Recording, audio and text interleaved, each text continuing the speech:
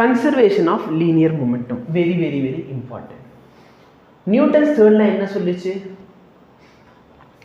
Force வந்து ஈக்குவலாக இருக்கும், கரெக்டாக இல்லையா? ரெண்டு பாடியில் ஆக்ட் ஆகிற ஃபோர்ஸ் எப்படி இருக்கும்? ஈக்குவலாக இருக்கும், கரெக்டாக? ஃபோர்ஸோட ஃபார்முலா என்ன? Change in momentum by time taken, கரெக்டாக இல்லையா? புரியுதா? அப்போ நல்லா ரெண்டு பாடியில் சேஞ்ச் இருக்க மொமெண்டம் வந்து சேமா இருந்தா என்ன வருதா? சேமா இருந்தா, சரியா?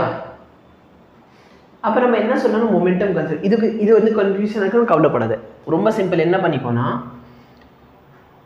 F is equal to dp by dt. இப்போ suppose external force equal to 0, பாடி மேல ஆக்ட் ஆகிற எக்ஸ்டர்னல் ஃபோர்ஸ் எவ்வளோ? அப்போ 0 is equal to dp by dt யா? கரெக்டா? அப்போ எப்போ சார் ஒரு குவான்டிட்டியை டிஃபரன்ஷியேட் பண்ணப்போ 0 வருது, அப்போ அந்த குவான்டிட்டி என்னவா இருக்கணும்? t is constant. ஆமாவா இல்லையா? அப்போ இதுல நான் என்ன சொல்லனா, p கான்ஸ்டன்ட் என்ன? இந்த இனிஷியல் மொமெண்டமும் initial momentum equal to final momentum. சொல்றது புரியுதா? மேல இருக்குது கன்ஃபியூஸ் ஆகுனா இதை பார்த்துக்கோ. Initial momentum is equal to என்னது? ஃபைனல் மொமெண்டம், சரியா? எஸ். இங்கே சேஞ்ச் வந்து உன்னை கன்ஃபியூஸ் பண்ணுற மாதிரி இருந்துச்சுன்னா இதை விட்டுரு, நோ ப்ராப்ளம். இனிஷியல் மொமெண்டமும் ஃபைனல் மொமெண்டம் எப்படி இருக்கணும்? சேமாக இருக்க வேண்டும். அப்படி இருந்தால் பாடி வந்து conserved. And yes, most of the கேஸில் பார்த்தோன்னா மொமெண்டம் வந்து கன்சர்வ்டாக தான் இருக்கும். எப்போ வரைக்கும்? எக்ஸ்டர்னல் ஃபோர்ஸ் 0 வரைக்கும். இப்போ நீ கேட்கலாம், எப்படின்னு எக்ஸ்டர்னல் ஃபோர்ஸ் 0? நல்லா பாரு. சப்போஸ் ரெண்டு பேர் மோதுறாங்கன்னா ரெண்டு பேர் மேலே ஆக்ட் ஆகிற டோட்டல் ஃபோர்ஸ் எப்படி இருக்க போகுது? ஈக்குவல். But opposite direction. அப்போ இவன் எவ்வளோ ஃபோர்ஸ் கொடுக்கணும் அதே ஃபோர்ஸ் இவன் கொடுப்பானா? அப்போ டோட்டல் ஃபோர்ஸ் என்ன? அப்போ டோட்டல் ஃபோர்ஸ் 0வா இருந்தா மொமெண்டம் எப்படி இருக்குது?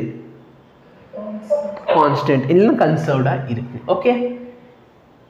அப்போ சப்போஸ் ரெண்டு பாடி சிஸ்டம் இருக்கு, 2 பாடி சிஸ்டம், 2 பாடி.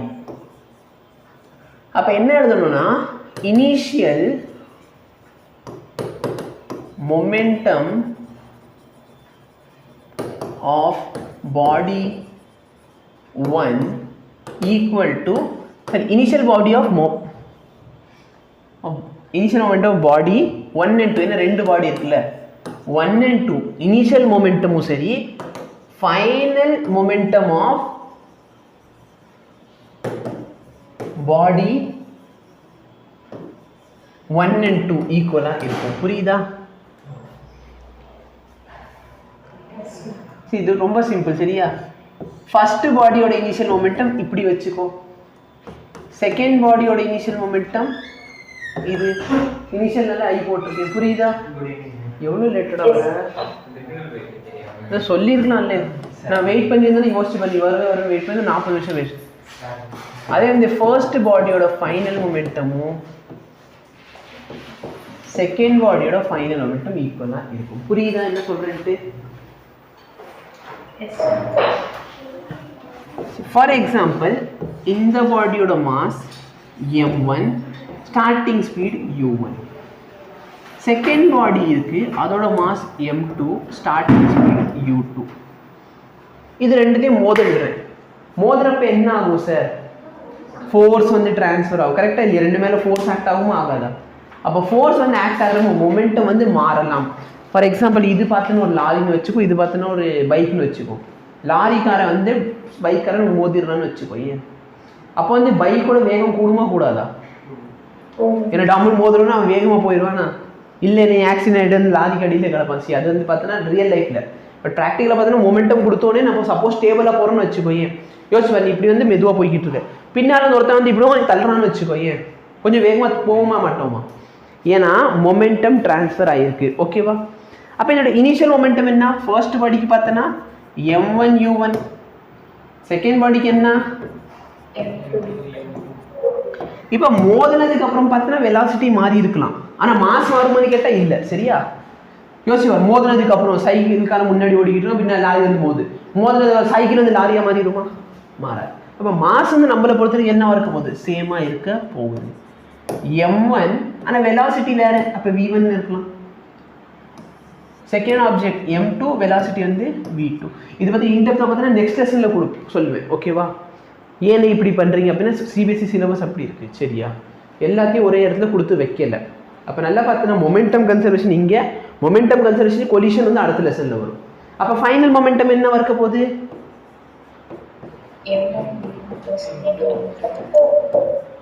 ரெண்டுமே எப்படி இருக்கணும்? இப்படி இருந்தால் இது பேர் தான் என்னது? Very good. சரியா? ஸோ கன்சர்வேஷன் அப்படின்னு சொன்னால் நிறைய பேர் என்ன நினைக்கிறோம், நம்ம சேவ் பண்ணுறது அப்படி கன்சர்வேஷன் காது. கன்சர்வேஷன் என்ன, முன்னாடி எவ்வளோ இருந்துச்சோ அந்த அளவுக்கு நீங்கள் கொடுத்தா போதும். சரியா? Conservation of linear momentum. Conservation of linear மொமெண்டம்க்கு என்ன கண்டிஷன் அப்படின்னா எக்ஸ்டர்னல் ஃபோர்ஸ் எவ்வளோ இருக்கணும்? அப்போ நீங்கள் இதை வந்து சப்போஸ் வந்து உங்கள்கிட்ட எக்ஸாமில் கேட்குறாங்க, இப்படி எழுதலாம்.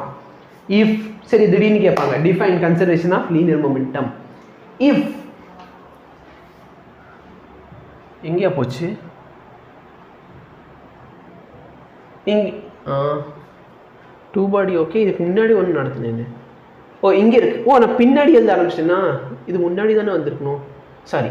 சரியா? அதனால பாரு என்ன எழுத போகிறேன்? இஃப் எக்ஸ்டர்னல் ஃபோர்ஸ் அப்படின்னா நெட் ஃபோர்ஸ். சரியா? Net force. எப்போ யாருப்பா phone? If external or net force acting on a body is 0, then momentum is what? Conserve. Very good. Conserve. சரியா? இது டெஃபினேஷனாக வச்சுக்கோங்க. நம்மளுக்கு நீட்டை பொறுத்தவரைக்கும் எப்படி இருக்கணும்? இந்த ஸ்டேட்மெண்ட் இருந்தால் போதுமானது.